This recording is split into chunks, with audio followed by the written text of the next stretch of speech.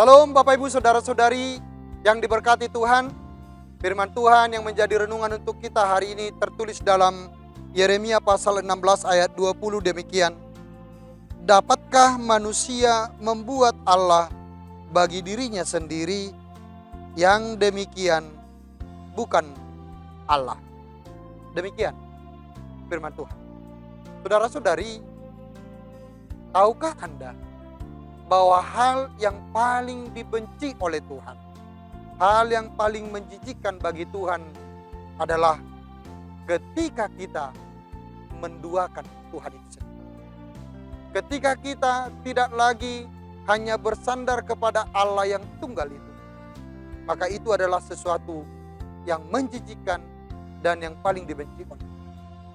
Itu sebabnya kalau kita melihat urutan dari ke-10 titah atau hukum Taurat, maka titah yang pertama dikatakan adalah Akulah Tuhan Allahmu, seru Tuhan kita.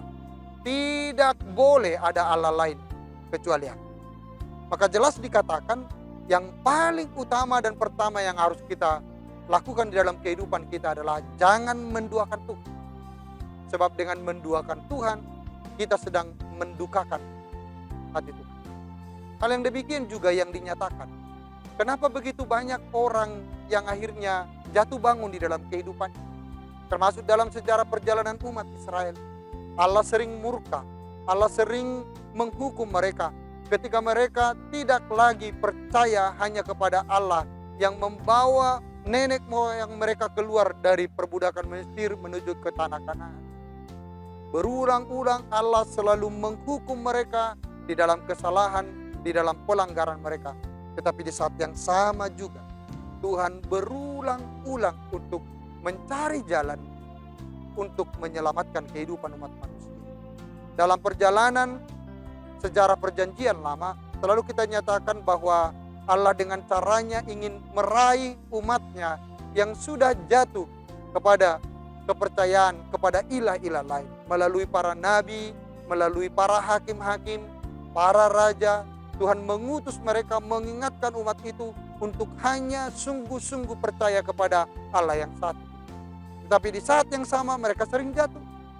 Namun Tuhan karena Dia adalah Allah yang penuh kasih dan Dia adalah kasih itu sendiri, Dia juga berusaha untuk mengangkat, meraih kembali kehidupan umat itu untuk tampil kembali sebagai orang yang hanya percaya kepada Tuhan. Demikian juga dalam perjanjian baru. Melalui para murid-murid, para rasul, bahkan dalam puncak kasihnya yaitu dalam diri Yesus, supaya setiap orang yang percaya kepada Dia tidak binasa. Walaupun kehidupan umat manusia itu sering jatuh bangun, sering kembali kepada kepercayaan nenek moyang dulu, atau sebagai orang Batak misalnya masih percaya kepada dukun, masih percaya kepada kuasa-kuasa gaib yang lain, dan seolah-olah menduakan imannya kepada Tuhan. Karena itu kalau kita menyatakan aku percaya, sama seperti rumusan dalam pengakuan iman kita, aku percaya kepada Allah Bapa, aku percaya kepada Yesus Kristus, aku percaya kepada Roh Kudus. Kalau kita menyatakan aku percaya, itu artinya tidak ada yang lain. Maka kita sungguh-sungguh yakin, sungguh-sungguh berpasrah hanya dalam perlindungan Tuhan itu. Karena kita percaya hanya Dialah jalan keselamatan, hanya Dialah sumber kekuatan, hanya Dialah sumber jaminan masa depan kehidupan kita, rumah tangga kita, pekerjaan kita. Karena itu jangan dukakan hati Tuhan. Jangan buat sesuatu yang menjijikkan bagi Tuhan dengan bersandar kepada kekuatan-kekuatan lain, termasuk dari kekuatan-kekuatan dunia. Kalau dari dahulu para nenek moyang kita misalnya percaya kepada batu-batu besar atau pohon-pohon besar.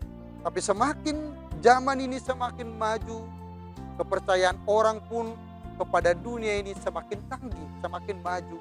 Hari ini orang sudah bersandar kepada pikirannya, karena dia seolah-olah berpikir dengan kekuatan pikirannya, dengan tingkat intelektualnya dia bisa menjadi jaminan dalam seluruh kehidupan. Dengan apa yang dia miliki, sering kita lupa bahwa apa yang kita miliki itu adalah sumber dari Allah yang satu. Namun terkadang orang lupa dengan sang pemberi itu, bahkan hanya bersandarkan kehidupannya kepada apa yang dia raih, yang diberikan Tuhan kepadanya. Karena itu biarlah kita senantiasa hanya percaya kepada Allah yang satu itu. Dengan semakin yakin dan semakin teguh di dalam pengharapan kepada Dia, maka kehidupan kita pasti dijamin oleh karena Allah yang satu. Selamat berkarya, Tuhan Yesus memberkati.